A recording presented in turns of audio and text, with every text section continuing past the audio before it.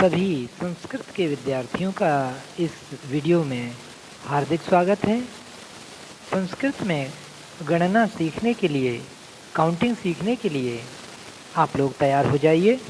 आज हम इस वीडियो में 1 से 50 तक की क्रमशः सभी संख्याओं को आपको संस्कृत में याद करना, बोलना और समझना सिखाएंगे। यदि आप हमारे बताए पैटर्न के अनुसार संस्कृत की गिनती को समझेंगे और अभ्यास कर लेंगे तो आपको कई फायदे होंगे।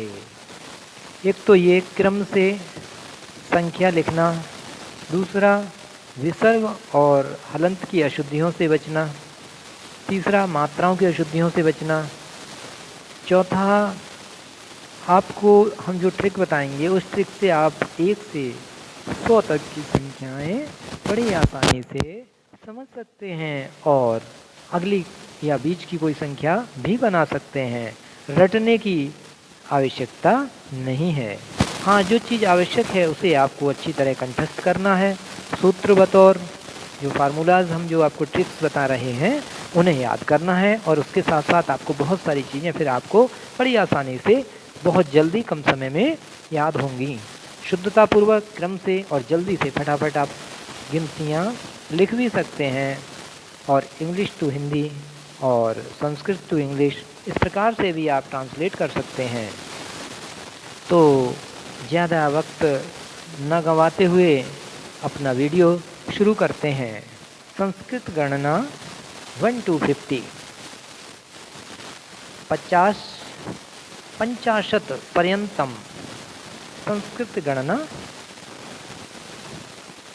ये हमने वैसे जूनियर क्लास के लिए आपको वीडियो बनाया है, लेकिन आप जो भी बच्चे संस्कृत में प्रारंभ से शुरू से जो सीखने वाले बच्चे हैं उन सभी के लिए लाभदायक है। एका, द्वौ, त्रयः, चत्वारः, पञ्च, षट्, सप्त, अष्ट, नव, 10। इस प्रकार से ये 10 तक की संख्याएं आप सबसे पहले याद कर लें और लिख लें। 1 से 10 तक कैसे? जैसे आप अंग्रेजी में बोलते हैं 1 2 3 4 5 6 7 8 9 10, उसी प्रकार से इनको पुल्लिंग में बोलेंगे। एकः, द्वौ, त्रया, चत्वारा, पंच, षट्, सप्त, अष्ट, नव, 10। द्यौ, द्यौ का मतलब है 2 पुल्लिंग शब्द हैं, 2 मानव या 2 कोई पुल्लिंग चीज़ें। इस प्रकार से इसमें ये संकेत है। इसमें लिंग के अनुसार गिनतियां हैं शुरू की 4 और उसके बाद आगे की गिनतियां सभी लिंगों में समान होती हैं।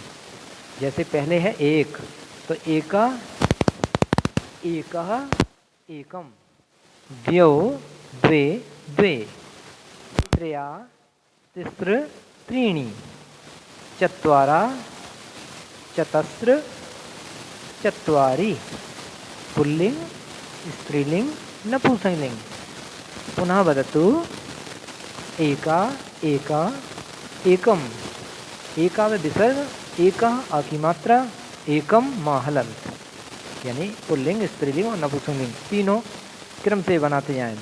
द्वौ, द्वे, द्वे, त्रया, तिस्र, त्रीणि, चत्वारा, चतस्र, चत्वारि। इस तरह 4 तक की संख्याओं में पुल्लिंग स्त्रीलिंग का अलग अलग भेद होता है।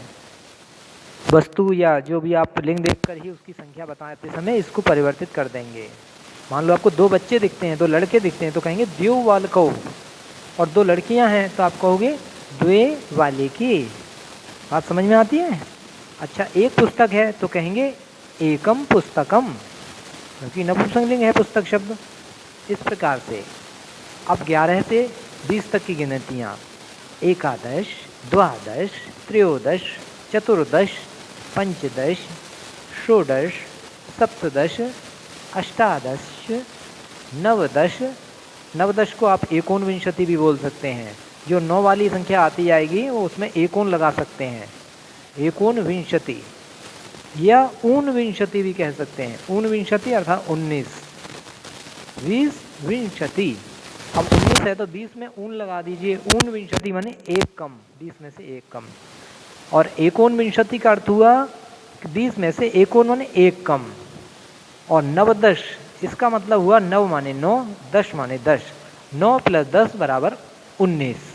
इस प्रकार से आपको 20 तक की संख्याएं ये बताई जा रही हैं। इन्हें ध्यानपूर्वक समझ लीजिए, आपको बार बार इसमें भ्रमित होने की ज़रूरत नहीं पड़ेगी।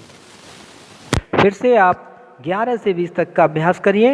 एकादश, द्वादश, त्रयोदश, चतुर्दश, पंचदश, षोडश, सप्तदश, अष्टादश, नवदश, विंशति।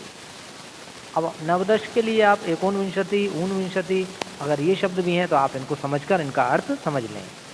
ऊन लगाने से एक कम, एकोन लगाने से एक कम कर देंगे उसमें से।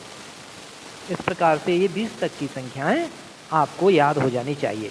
सबसे पहले आप 1 से 20 तक की संख्याएं क्रमशः पूरी तरह याद कर लें, ठीक से शुद्धतापूर्वक, मात्राओं की, हलंत और विसर्गों का ध्यान रखते हुए 1 से 20 तक की संख्याएं आपको याद करनी है।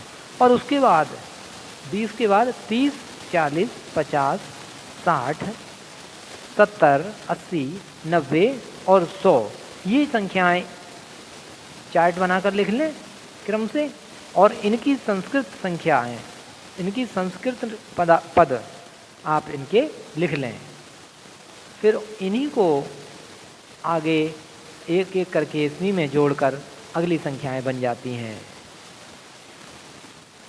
अब जैसे विंशति तक याद करा दिया तो विंशति में देखिए एक जोड़ दिया, एक विंशति, द्वाविंशति, त्रयो लगाया तो त्रयोविंशति, फिर चतुर्विंशति, पंचविंशति।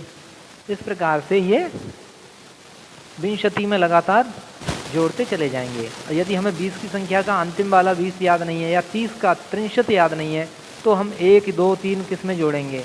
तो सबसे पहले सरल तरीका हमारा तो यही है, और भी बताए हुए विद्वानों ने ही बताया कि आप पहले 1 से 20 तक गिनती याद करिए, उसके बाद 30, 40, 50, 60, 70, 80, 90 और 100 इन संख्याओं की संस्कृत में जो पदावली है, जो पद हैं, जो संस्कृत शब्द हैं वो याद कर लेंगे।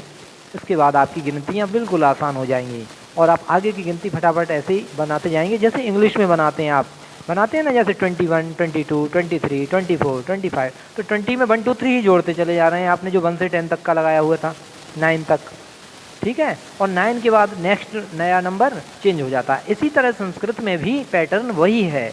अब इसमें क्या है, इंग्लिश में आपने देखा कि 21, 20 के सामने 1 लगाया, फिर 22, 2 लगाया। इसमें प्रारंभ में लगाना है। जैसे हमने विंशति बताया 20, उसमें 20 है, तो इसमें विंशति से पहले क्या करेंगे? एक विंशति, द्वाविंशति, त्रयोविंशति, चतुर्विंशति, पंचविंशति, षड्विंशति, सप्तविंशति, अष्टाविंशति, नवविंशति। और नवविंशति के लिए आप 39 कह सकते हैं या 39 भी कह सकते हैं। इस प्रकार से आप फिर 63, 30 तक की संख्याएं आपकी पूरी हो जाएंगी। और मान लो आपने 20 के बाद 30 याद नहीं किया है तो आप जो है 39 नहीं लिख पा रहे हैं तो आप नवविंशति भी लिख सकते हैं। नवविंशति, 9 और 20 अर्थात 29। इस प्रकार से आप इस पैटर्न को समझिए और इन संख्याओं का क्रम जो निश्चित है और बहुत आसान है, ये आपके लिए आसानी से याद हो जाएगा। अब देखिए, षड्विंशति, सप्तविंशति, अष्टाविंशति, नवविंशति या 39, 29, 30, 31, 32, 33। इस प्रकार से आगे के शब्द, आगे की गिनती बनाते चले जाएंगे। आगे को क्रम से वही गिनतियां हैं, उनमें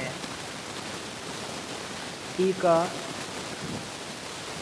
द्वा, त्रया, चत्वार, पंच, षड, सप्त, ये जोड़ने का क्रम हमें समझना है अभ्यास के द्वारा। ये नहीं हमने अब जो चाहे वैसे बना दें, तब तो अशुद्ध हो जाएगा आपका शब्द और आपकी त्रुटिपूर्ण गिनतियाँ होने जाएंगी, उससे कोई लाभ नहीं होगा। इसलिए आपको पैटर्न हमने बताया है, परंतु आपको ये शब्द एक एक मात्रा, हलंत और विसर्ग का ध्यान रखते हुए पहले ठीक से सीखना है, अभ्यास करना है और कॉपी पर लिखकर भी अभ्यास करना है।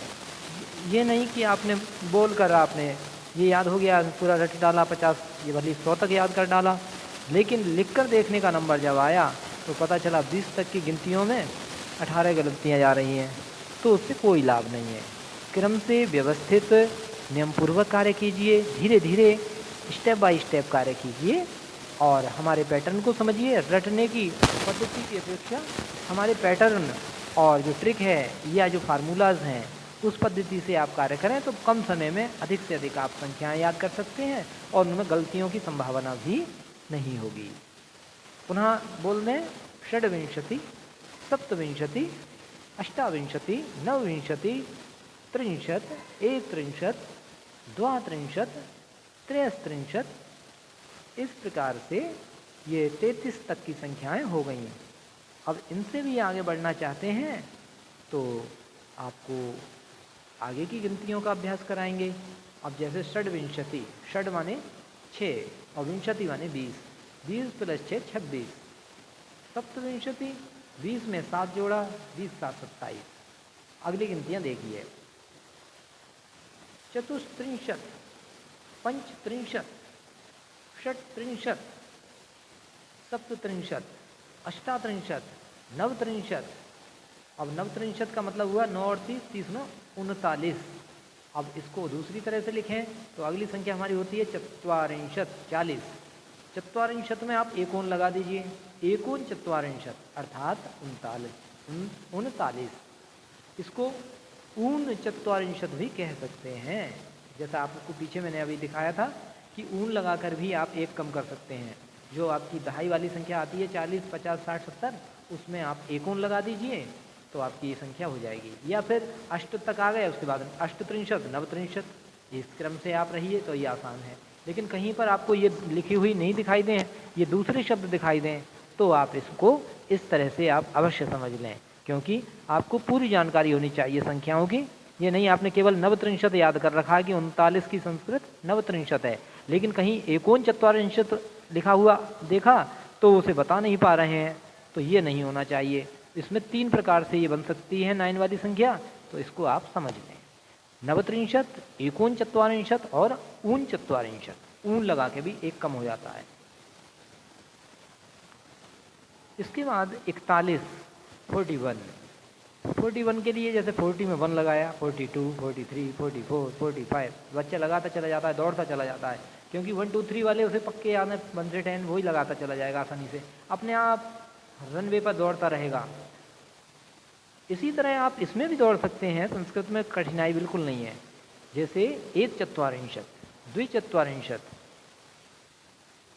त्रिचत्वारिंशत् या त्रिचत्वारिंशत्, दोनों सही है, आप कोई सा भी प्रयोग कर सकते हैं। तो इस तरह से आप आगे की संख्याएं बनाते रहें, बढ़ाते रहें।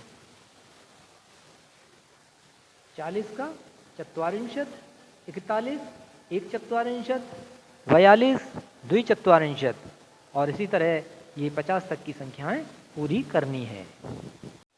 40 चत्वारिंशत्, 41 एक चत्वारिंशत्, 42 द्विचत्वारिंशत्, 43 त्रिचत्वारिंशत् या त्रिचत्वारिंशत्, 44 चतुश्चत्वारिंशत्, 45 पंचचत्वारिंशत्, 46 षड्चत्वारिंशत्,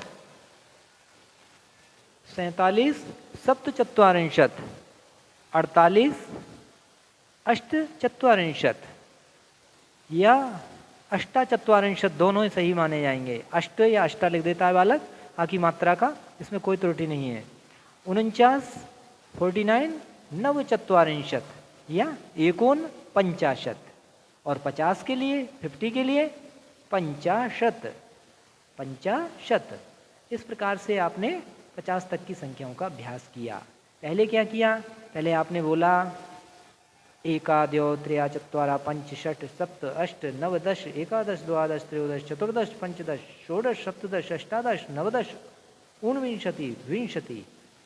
उसके बाद आपको मैंने बताया 30 की संख्या, 30 के लिए त्रिंशत्, 40 के लिए चत्वारिंशत् और 50 के लिए पंचाशत्। इस प्रकार आप 50 तक की संख्याएं बनाना सीख सकते हैं।